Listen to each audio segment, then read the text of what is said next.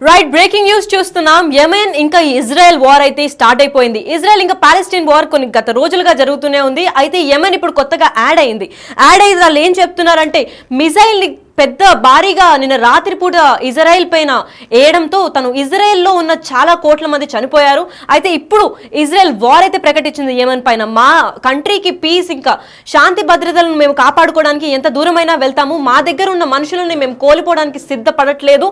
And ఏమనే మా పైన ముందు దాడి చేయడం వల్ల మేము ఇప్పుడు పెద్ద దాడులు చేయగలుగుతున్నాము. మేము ఇప్పుడు మా డిఫెన్స్ ఎవరైతే ఉన్నారో మా డిఫెన్స్ ఎయిర్ ఫోర్స్ కానివ్వండి, ఎటుపక్కనైనా మేము అన్ని దారులు చూసుకొని మేము గట్టిగానే యెమెన్ కి ఎదురు దెబ్బ కొట్టాలని చూస్తున్నాం. ఎందుకంటే ప్రశాంతంగా మా బారిన మేము ఉన్నప్పుడు వాళ్ళు ఫస్ట్ గా అర్ధరాత్రులు ప్లాన్ చేసుకుని యెమెన్ మా పైన మిసైల్ స్ట్రైక్ అయితే చేసింది. దానివల్ల దాదాపు ఒక 45,000 కోట్ల మంది ప్రాణాలు కోల్పోయారు మా దేశంలో. అయితే మేము కంటిన్యూస్ గా వేరే దేశాలు మాకు మిసైల్స్ వేయడం కానివ్వండి, రాకెట్ లాంచ్ చేయడం కానివ్వండి, లేదా ఎయిర్ ఫోర్స్ వాళ్ళని స్ట్రైక్ చేయడం కానివ్వండి, మా మిలిటరీని అటాక్ చేయడం కానివ్వండి, చాలా బలహీనంగా చేయాలని చెప్పి మాకు యెమెన్ చూస్తుంది. యెమెన్కి ప్రత్యేకంగా ఆర్మ్స్ అంటే వెపన్స్ కానివ్వండి, బాంబులు కానివ్వండి, ఇలాంటి పెద్ద మిసైల్ని సరఫరా చేసేది ఇరాన్. ఇంకా యెమెన్ కలిసి మా పైన దాడి చేస్తున్నారు, మాకు సపోర్ట్ అయితే కావాలని చెప్పి ఇజ్రాయెల్ ప్రభుత్వాన్ని కోరుతుంది. ఇజ్రాయెల్ ప్రభుత్వాన్ని కోరుతున్న సమయంలో హౌతీ అనే టెర్రరిస్ట్ గ్రూప్ అయితే ఇరాన్ వాళ్ళు తయారు చేసుకున్న టెర్రరిస్ట్ గ్రూప్ ఇది. ఇజ్రాయెల్ వాళ్ళు ఏం చెప్తున్నారంటే వాళ్ళ air force, Israel defence forces నుంచి Israel air force fighter jets కూడా మేము చాలా పంపించాము, కాకపోతే మేము దేన్ని ఎదుర్కోనంత సపోర్ట్ని ఇరాన్ వాళ్ళు హౌతీ అనే టెర్రరిస్ట్ గ్రూప్కి అయితే పంపించి మా పైన దాడి చేపిస్తున్నారు. ఆ దాడికి మా ఎయిర్ ఫోర్స్ కూడా అంటే ఇజ్రాయెల్లో ఉన్న ఎయిర్ ఫోర్స్ సిబ్బంది కూడా మాకు తట్టుకునే కెపాసిటీ లేదు. సో మా డిఫెన్స్ సర్వీసెస్ కూడా మేము ఇంకా డబల్ చేయాలనుకుంటున్నాము. అండ్ మా సిటిజన్స్కి, మా కంట్రీలో ఉన్న వాళ్ళకి ఎటువంటి డ్యామేజ్ జరిగినా మేము ఏమని ఎట్టి పరిస్థితుల్లో వదిలిపెట్టే సూచనలు అయితే మేము చూసుకోవట్లేదు. మా వాళ్ళని మేము డిఫెండ్ చేసుకోవడానికి ఎంత దూరమైనా వెళ్తాము.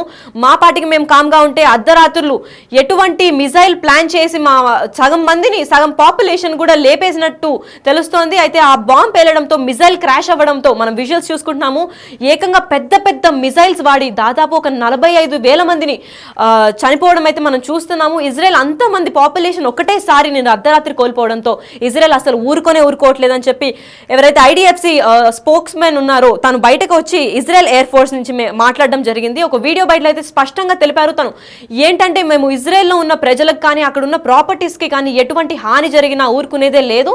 ఎటువంటి చట్ట ప్రక్రియను మేము చేయాలనుకున్నా మేము ముందుకు వెళ్తూ ఉంటాము. పైగా మా ఫైటర్స్ జెట్ కూడా సరిపోనంత మిసైల్స్ని కానివ్వండి, ఫైటర్ జెట్స్ని కానీ వాడు అటుపక్క ఇరాన్ నుంచి కలిపి ఇంకా ఇరాన్ కలిసి మా పైన యుద్ధం ప్రకటిస్తున్నాయి.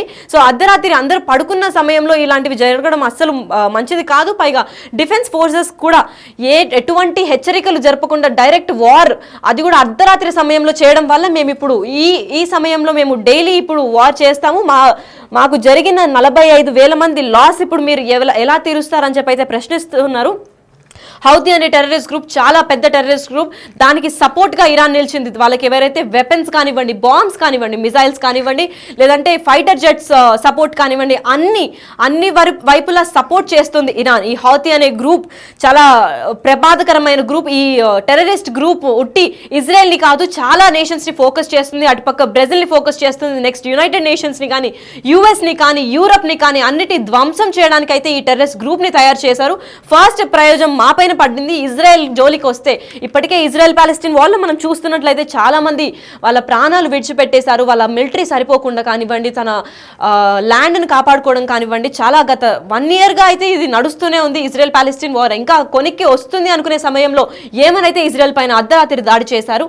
అయితే ఇప్పటికే సగం వరకు కోల్పోయిన ఇజ్రాయెల్ ఇప్పటికీ మేము ఎంత కోల్పోయినా కానీ ఉన్న సిబ్బందితో మేము ఎదుర్కొంటాము. ఇంకా ఇటువంటివి జరగకుండా మేము చూసుకుంటాము. ఎదురు దెబ్బ కొట్టడానికి మేము ఎప్పటికీ వెనకాడము అంటున్నారు. యెమెన్ ఎంత పెద్ద హౌతీ అనే టెర్రరిస్ట్ గ్రూప్తో వచ్చినా కానీ వాళ్ళకి సపోర్ట్ చేస్తున్న ఇరాన్కి కూడా దెబ్బ తీస్తాము మేము. ఎలాంటి సమయంలో వీళ్ళైతే మిసైల్స్ని కానివ్వండి, ఫైటర్ జెట్స్ని కానివ్వండి మాకు అస్సలు తెలియకుండా మమ్మల్ని పంపించారు. మేము అప్పటికీ అలర్ట్ అయిపోయి అర్ధరాత్రి పూట అయినా కానీ మేము మా ఇజ్రాయెల్ ఎయిర్ ఫోర్స్ తరపు నుంచి ఫైటర్ జెట్స్ని కూడా మేము మిలిటరీ ద్వారా పంపించాము. అయితే హౌతీ గ్రూప్ని మేము అంతం చేయలేకపోయాము, ఎందుకంటే మా దగ్గర ఉన్న మిలిటరీ సిబ్బంది చాలా తక్కువ కావడంతో అటుపక్క ఇరాన్ ఇంకా యెమెన్ రెండు కలిపి ఒక పవర్ఫుల్ టెర్రరిస్ట్ గ్రూప్ని అయితే తయారు చేశారు. దాని పేరు హౌతీ అని టెర్రర్ గ్రూప్స్ అయితే ఫామ్ అయ్యాయి. ఇప్పుడు ప్రస్తుతానికి ఇజ్రాయెల్లో జరుగుతున్న వార్ వాళ్ళైతే ఇజ్రాయెల్ ఎయిర్ ఫోర్స్ వాళ్ళు చాలా గట్టిగా చెప్తున్నారు. డిఫెన్స్ ఫోర్స్ నుంచి బయటకి ఒక వీడియో అయితే వైరల్ అవుతోంది. తను ఏం చెప్పారంటే అసలు ఇప్పుడు ఈ హౌతీ అనే గ్రూప్ టెర్రర్ గ్రూప్ని ఎప్పుడైతే ఇరాన్ తయారు చేసి వాళ్ళు బాంబ్స్ని లేదా ఫైటర్ జెట్స్ని కానీ మిజైల్స్ని కానీ చాలా ప్రకృతిని పొల్యూట్ చేసే మిజైల్స్ని కానివ్వండి ధ్వంసం చేసేటటువంటి పెద్ద పెద్ద మిజైల్స్ని తయారు చేసి హౌతీ అనే టెర్రరిస్ట్ గ్రూప్కి కోఆర్డినేట్ చేసి వాళ్ళిద్దరు కలిపి ఇజ్రాయెల్ పైన దాడి చేశారు. ఇజ్రాయెల్ వాళ్ళ అంతం చేసేదాకా వాళ్ళు ఊరుకోరు. ఇజ్రాయెల్ తర్వాత చాలా నేషన్స్ ఉన్నాయి వాళ్ళ పరిధిలో, ఎందుకంటే మేము చేసిన ఇన్వెస్టిగేషన్ ప్రకారం ఫస్ట్ ఇజ్రాయెల్ ఉంది, దాని తర్వాత యుఎస్ పైన దాడి చేయడం జరుగుతుంది. సో యుఎస్ ప్రభుత్వానికి కూడా వాళ్ళు హెచ్చరిస్తున్నట్టు జారీ చేశారు. అయితే ఇజ్రాయెల్ ఎయిర్ ఫోర్స్ మా దగ్గర ఉన్న సిబ్బంది ఇప్పటికీ సరిపోవడం లేదు, మాకు వీళ్ళని ఎదుర్కొనాలంటే ఇంకొంచెం ఫైటర్ మిసైల్స్ కానివ్వండి లేదా ఫైటర్ జెట్స్ కానివ్వండి మాకు ఏర్పాటు చేసి మీరు ఎటువంటి సపోర్ట్ అయినా అందిస్తారేమో అని చెప్పి యునైటెడ్ నేషన్ ఆర్గనైజేషన్స్ అయితే కోరుకోవడం జరిగింది. యుఎన్ సపోర్ట్ చేస్తానంటే ఇజ్రాయెల్స్ అయితే వద్దు అని తెలుపుతున్నారు, ఎందుకంటే డినైల్ చేశాను, మేము రిజెక్ట్ చేశాము. ఎందుకు అంటే వాళ్ళు స్టార్వేషన్ ఇప్పుడు బతుకున్న వారికి ఫుడ్ కానీ వాళ్ళకి పంపిస్తామంటున్నారు, కానీ మాకు అత్యవసరమైన మిజైల్స్ కానివ్వండి మేము మరీ తిరిగి ఎదురు దెబ్బ కొట్టాలి, ఆ వార్లో మేము గెలవాలి, యుద్ధం వాళ్ళు ప్రకటించినప్పుడు మేము అలా ఊరుకోము అని చెప్పినప్పుడు మాకు ప్రభుత్వం నుంచి ఎటువంటి సపోర్ట్ రాకుండా ఫ్లడ్ రిలీఫ్ లాగా ఏదో ఇప్పుడు యుద్ధాని కోసం రిలీఫ్ చేసి స్టార్వేషన్ కోసం మాకు ఫుడ్ పంపిస్తున్నామంటే మాకు వద్దు అని అయితే ఇజ్రాయెల్ ప్రకటన చేసింది, రిజెక్ట్ అయితే చేసినట్టు తెలుస్తుంది యునైటెడ్ నేషన్స్ ని. సో దీని గురించి మా దగ్గర ఇంకొక షార్ట్ వీడియో అయితే ఉంది, అదొకసారి చూద్దాం.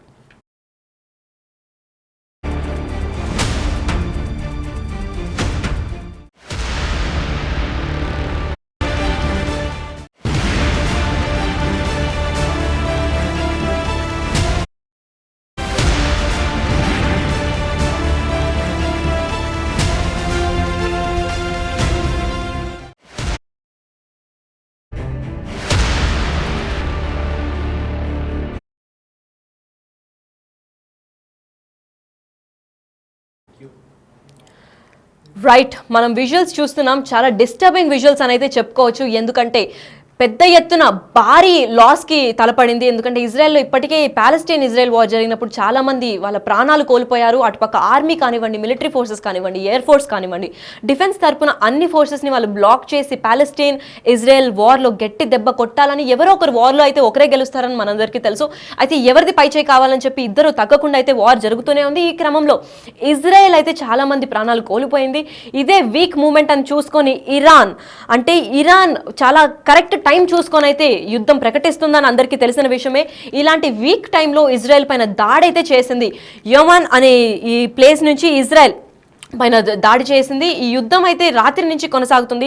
గత 14 నెలల నుంచి మిసైల్స్ని పంపిస్తూనే ఉన్నారని చెప్పి ఇజ్రాయెల్ ప్రభుత్వం ప్రకటించారు.